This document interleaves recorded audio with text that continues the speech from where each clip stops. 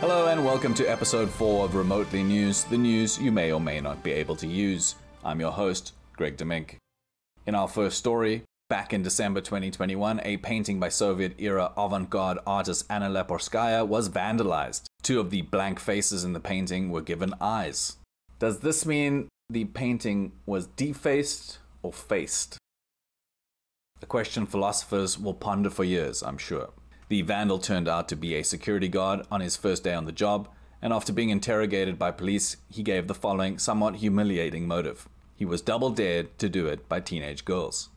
According to his statement, the guard noticed a group of teens giggling at the painting.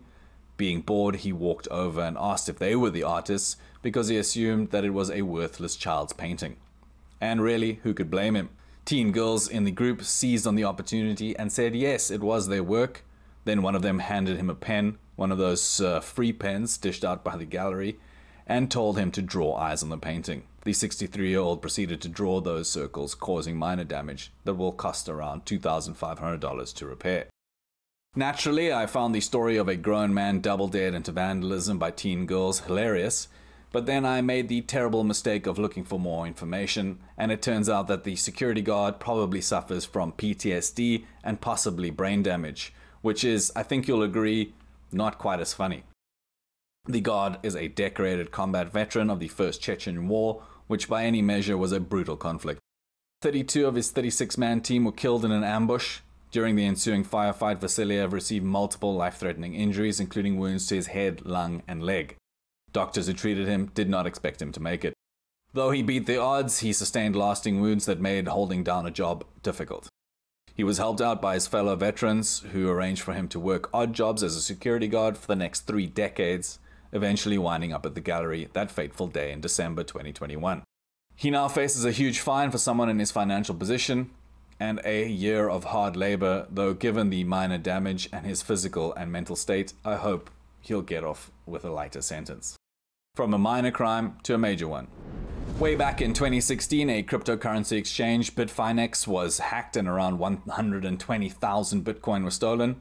The hackers parked their loot in a secure account, also known as a wallet, and very occasionally moved small fractions of coins out, going to great lengths to launder them.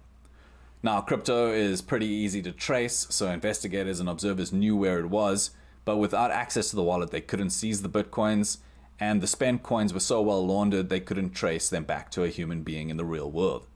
So everyone kind of just sat around and watched the account, hoping the hackers would slip up. Fast forward to 2020, and thanks to crypto finance's boom, the account's value had gone from around 70 million to over $4 billion US. The incentive to both recover and use the coins increased dramatically, but activity related to the wallet remained limited, until February 2022, that is, when the entire thing was suddenly emptied. For a day or two, the crypto world was shocked and set ablaze with rumors and speculation. Had the hackers returned? Had the hackers been hacked? In the end, the explanation wasn't all that exotic. The US government had seized the contents of the wallet after gaining access to it during the arrest of 2 New York City entrepreneurs. One, a little-known Russian emigre and tech investor. The other, his wife, an American businesswoman who once wrote an article about the dangers of cybercrime for Forbes magazine. Oh, and she also tried to become an influencer using her alter ego, a rapper named Razzle Khan. Don't hate, 'cause I look great, smell great, taste great. Don't hate, this ain't a debate, we ain't gonna date. Even though I make you wanna masturbate, you ain't my fate. I got rocket growth rate, making cheddar since 1998. You just stagnate. No thanks. What? Razzle dazzle. That is a real clip, and this is, in fact, real life. The case against the couple took 2 years to build and hinged on a Walmart gift card purchased online using some of the stolen Bitcoin, which was eventually traced back to an IP address linked to Mr. Lichtenstein. Those who knew the couple were reportedly shocked by the arrest because they viewed them as harmless goofballs. And this description seems accurate because when investigators decrypted the files on the couple's seized devices, many were helpfully named. Examples include 2 folders called Personas and Passport Ideas, and detailed the couple's fake identities. They also found a single spreadsheet that listed the location of the vast majority of the stolen Bitcoin. When the FBI performed a raid on their home, they found a bag of phones labeled burner phones and books with the pages cut out.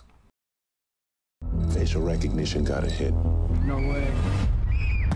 Jesus Christ, that's Jason Bourne. As the couple is only being charged with crimes related to the laundering and not the original hack, it seems likely they have no idea who the original hackers are and probably bought access to the wallet for pennies on the dollar on like the dark web or whatever. Recently, the case took a twist. On Monday, the 28th of February 2022, it was reported that Miss Morgan was in the process of completing a plea deal, which, given that she is out on bail and her husband remains in custody, will likely see her testify against him. Pretty brutal stuff. On the bright side, she may be on the cusp of the stardom that she apparently craved. Multiple studios are rumored to be in the process of putting together scripts about the couple's caper, cashing in on that whole scams, corporate fraud trend that seems to be happening right now. What about the billions in bitcoins, you ask? Well, the US government is holding onto it for now, making the feds inadvertently one of the single biggest players in crypto, at least in the medium term. In the longer run, some of it will probably be paid back, but not to Bitfinex, as the company is under a criminal investigation of its own. Individual victims of the hack could forego their anonymity and ask for their coins back if they have some proof of ownership. Otherwise, the government will auction the coins off, much like it does with other seized goods from criminals. If February's headlines are to be believed, Jeff Bezos continues to perfect his Hans Blofeld impression, because he needs, they say, to destroy an antique bridge to get his $500 million mega yacht, reportedly the biggest ever, out of its Rotterdam shipyard. The news reports caused a public outcry. The Dutch really loved that ugly old bridge. They turned it into a national monument in 1993. And when asked for a comment, the mayor of Rotterdam said that permission to dismantle the bridge had not been granted because no one had asked for it. But then, given all the anger, he would say that 2022 is a municipal election here in the Netherlands, after all. All jokes aside, I could find no evidence that the bridge was actually going to be destroyed or even dismantled. The company building it has years of experience constructing and floating vessels through the waterways of Rotterdam, and I'm sure they've taken the bridge into account. Though mistakes do of course happen. If I had to guess, the story was probably based on a rumor started by someone with anti-Bezos or anti-billionaire leanings. Though who's to say what the future will hold? With all the insanity going on in the world, I wouldn't be surprised if the people of Rotterdam, lower the bridge and hold Bezos's boat hostage, forcing him to call in a Blue Origin rocket strike.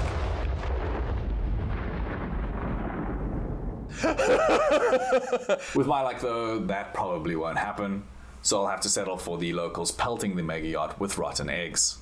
Now, apparently an egg would have to travel something like 230 feet or 70 meters to hit the hull, a difficult throw, but not impossible with some training. I believe in you, Rotterdam.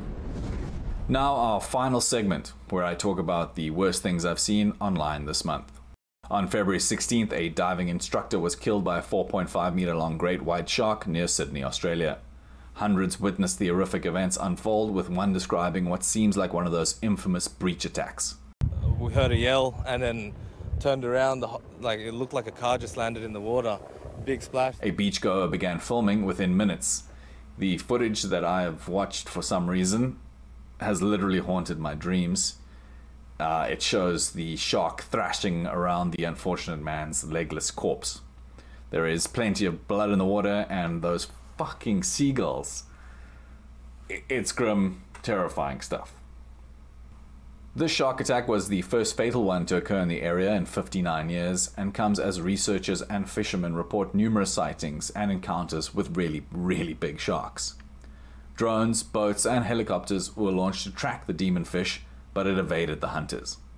On March 3rd, a non-fatal shark attack with a similar MO was reported in New Zealand. A great white reportedly stalked a 14-year-old surfer and breached, narrowly missing his arm.